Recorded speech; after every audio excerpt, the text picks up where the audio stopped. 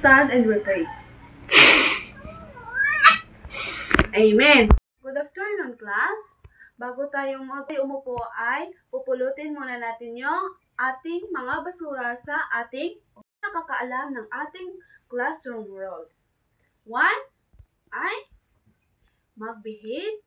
Number 2 ay umupo ng maayos. Gusto niyo ba ng activity? Very good. Ang ating activity ay game ka na ba? Hulaan mo ako. Ang instruction ng ating activity ay the teacher will provide a water bottle to the pupils and have them pass it around while music is playing when the music stops. The pupil holding the water bottle must guess and identify the object inside the mystery box and explain it into the front of his classmates. Sino yung nanalo? Ay Group 1. Palakpakan natin yung Group 1. Gusto niyo ba ng another activity? Bago tayo mag-proceed sa another activity, ay babasahin muna natin yung ating objectives. Objectives.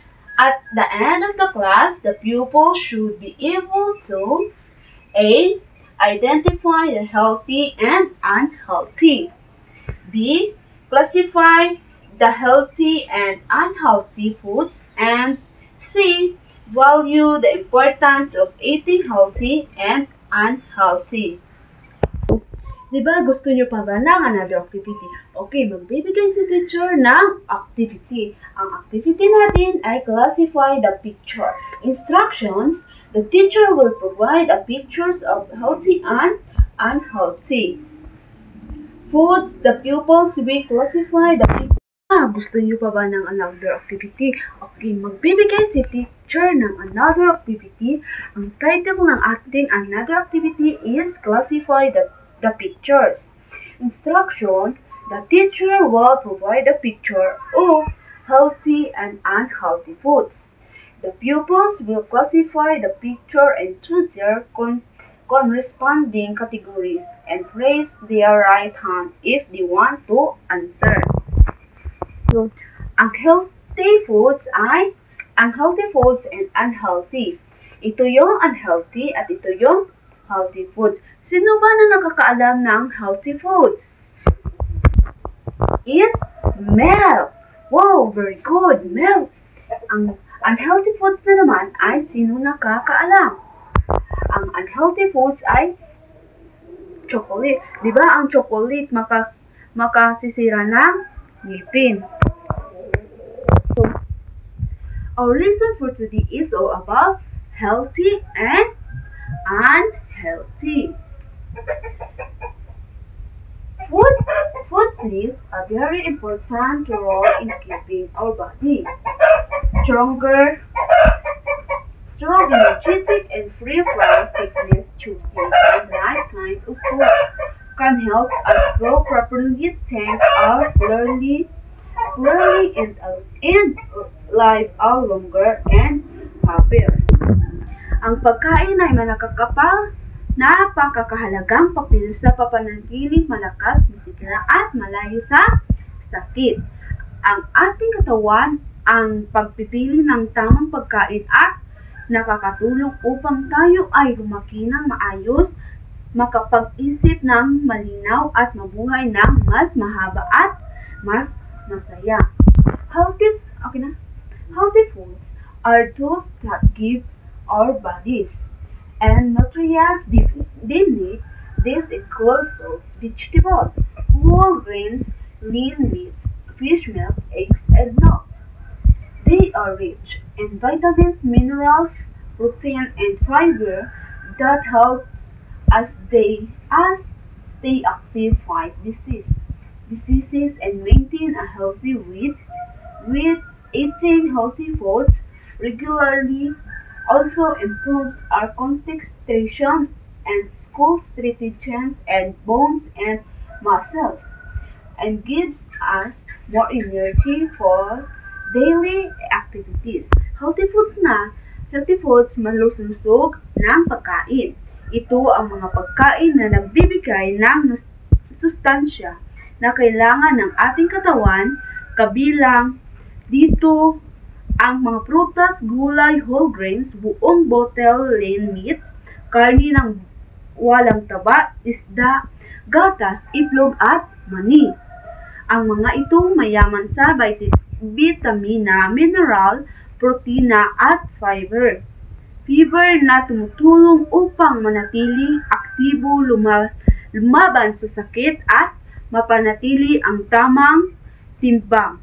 Ang regular ng pagkain ng masustansyang pagkain ay nakakatulong din sa pagpapalakas ng konsentrasyon sa paaralan, pagpapatibay ng mga buto at kalamnan at pagbibigay ng enerhiya para sa araw-araw na gawain. Unhealthy food are often high in sugar, salt, oil, and artificial ingredients. Example are junk foods, fast food, candies, soft drinks, and chips.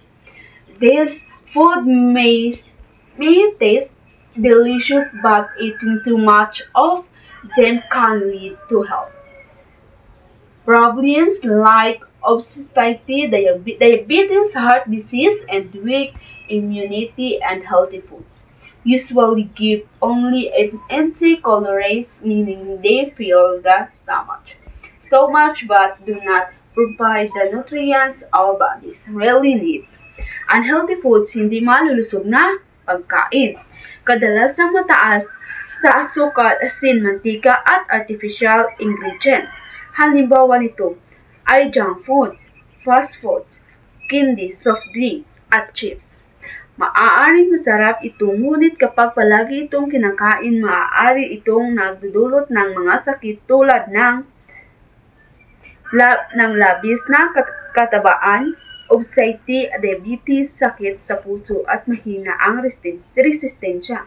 Ang mga ganitong pagkain ay nagbibigay lamang ng empty calories, ibig sabihin nakakabusog pero walang sustansya na kailangan ng ating katawan.